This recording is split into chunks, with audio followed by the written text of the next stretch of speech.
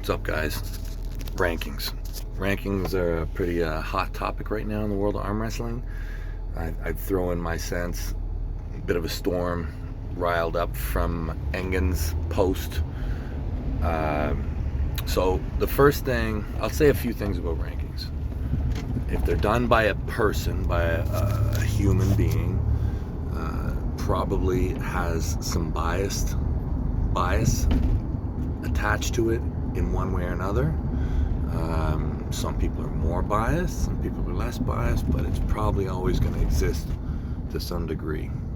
The more involved you are in desiring a certain outcome, it will become harder and harder for you not to exhibit bias, in my opinion. So if it's a computer-based system, it will remove bias. However, it may not be as accurate. So if we move to like an ELO system like they have in chess, where it's just scores based off of interactions and any number of factors that you want to plug into your computer evaluation, no more bias. Number is just what it is, and take it from there. And rankings are, what are rankings good for? What are they good for? They're good for, people kind of getting an awareness of who's who, where they sit, what matches make sense in the future, and perhaps, if you're into staking or odds making or something like that, they can be of aid. The way that I see things when it comes to rankings is there's a champion. That's it. There is a champion of a division, of the open division, and right now I would just talk about the open division, because right now in our sport, that is what is receiving a ton of heat and light, and it's and it's what's caused this bit of a storm in the rankings. So we have a champion, right? There is a champion of the open weight division. And arm wrestling as a sport is kicking ass right now. Like, there are a lot of good guys in that division, and it goes deep. Not like it used to, like where there was like five. The arm wrestling super heavyweight division goes deep, like talking down like 15 or 20.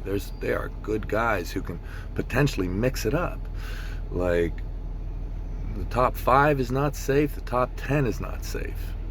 The only one that's relatively safe is the champion right now, in my opinion.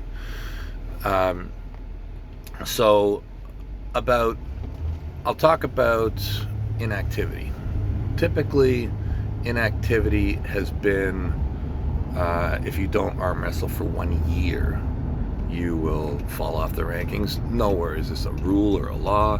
It's just kind of how it's been in the past. And listen, I'll just address myself right now.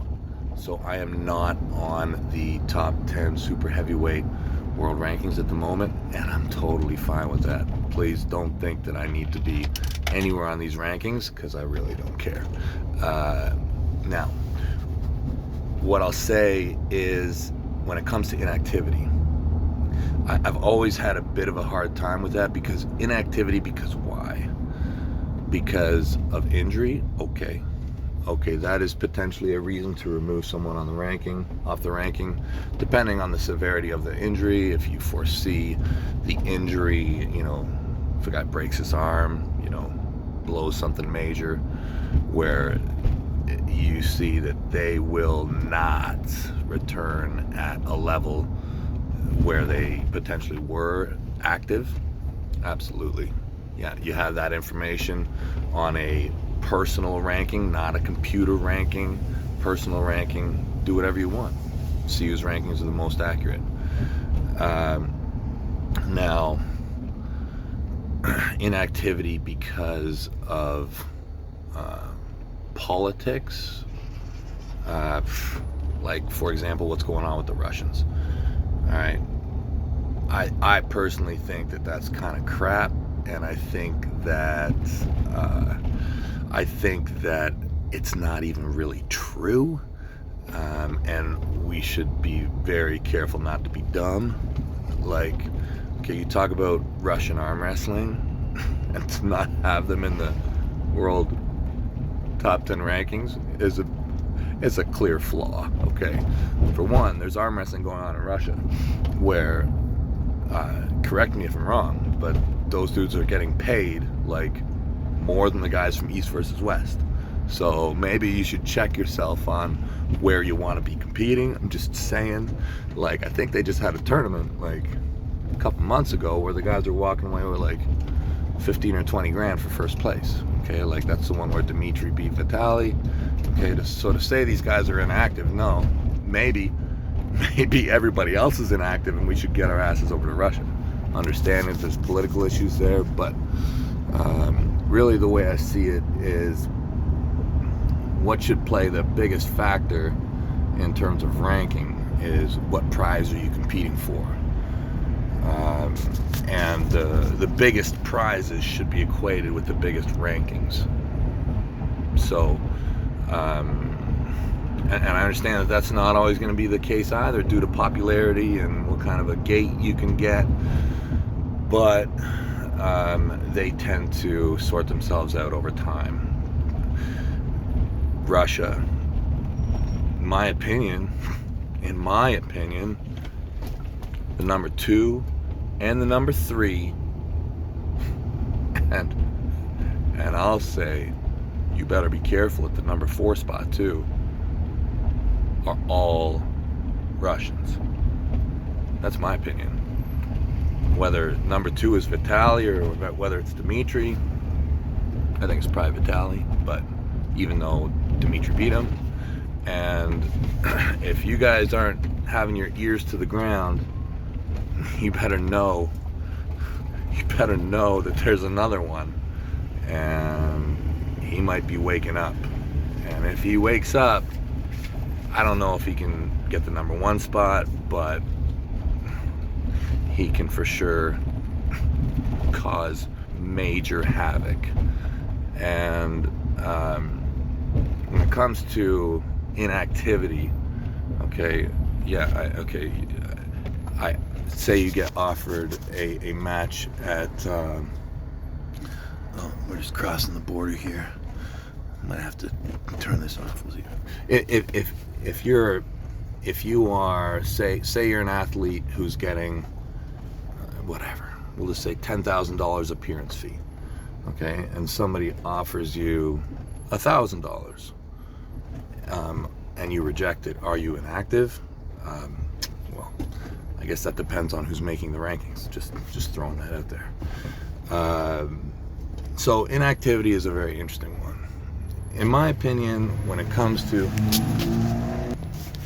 rankings, it should be used as a predictor for accurately seeing the future. Now, 2 through 10, 2 through 15, whatever, it's all a big mess. But what you really want to think is, as an athlete, can you get the match? What are the lines? What are the odds?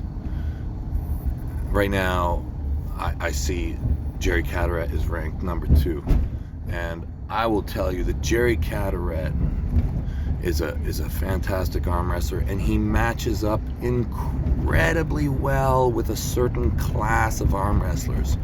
Very, very well. He's very problematic.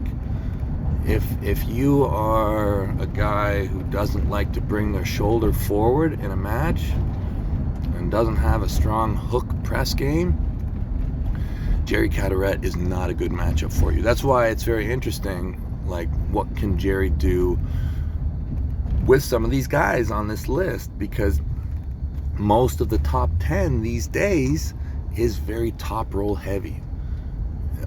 Basically, the majority of the top 10 is top roll heavy arm wrestlers. So Jerry is a guy who can really screw up a lot of people, including potentially his next match in Hermes, which I actually think Hermes will cause more problems for most arm wrestlers, but due to the style matchup, it could get very interesting. But really what you want to do at the end of it all is look at a match and evaluate who's going to win. To have Jerry over Dave or Michael, to me, doesn't make a ton of sense. But so it's a big mess. I would, at this point, when it comes to rankings, consider having a champion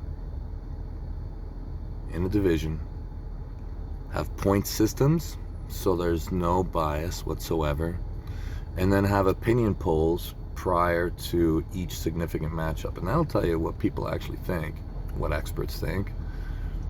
If you think that Dave Chafee is gonna be the underdog when he faces Jerry Caderet, I don't think that's the case. I think Jerry has never lost to him. Michael's got a winning record against him too. And you take Denis Saplenkov out of retirement, and I'll pick Denis. So rankings are very, very messy.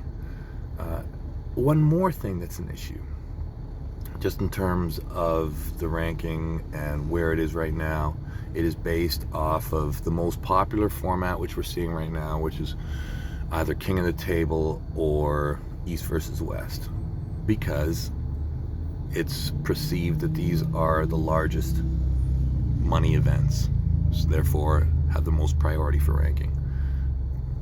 Maybe that's true. Maybe it's true right now, but just be very aware that when format changes, ranking can very quickly change with it. Anyways, just my thoughts. I'm happy to be off the rankings. Believe me, people say I'm inactive, but understand that there's probably not an arm wrestler on the planet who is as active as I am in terms of arm wrestling. Like, I arm wrestle almost every day of my life, and when it comes to matches, okay, not every arm wrestler's activity should be measured the same way. You talk about Levon, there's not a lot of matches for Levon. Okay, you want to see Levon arm wrestle every 2 months? It's silly. What? He's just got to beat flies away? No, he's got to face on that, for that part of the sport. He can arm wrestle all the time, but he has to arm wrestle. He doesn't. I don't want to say he has to. Probably people are going to get excited when he faces like the legit number 2, or number 3, or number 4. So there's not a lot of matches for him. It takes a while to set it up.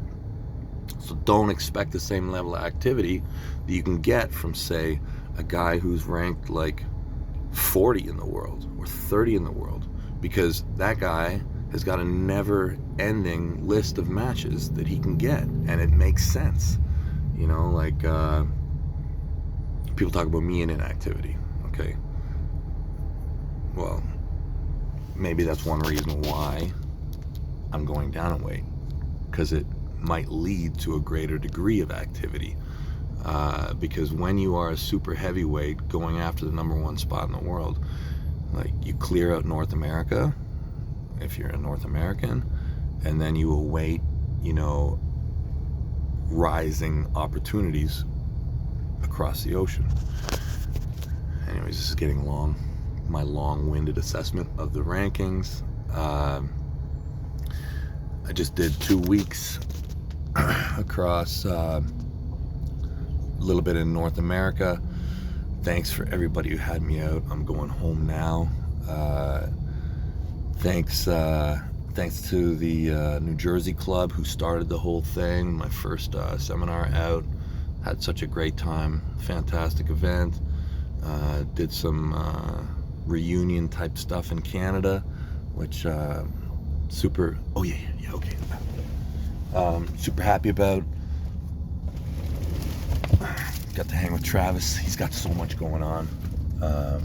Thank you, Travis. Thank you so much. And yeah, I just came back from Mexico for something that I'll talk about later. Stay massive, everybody.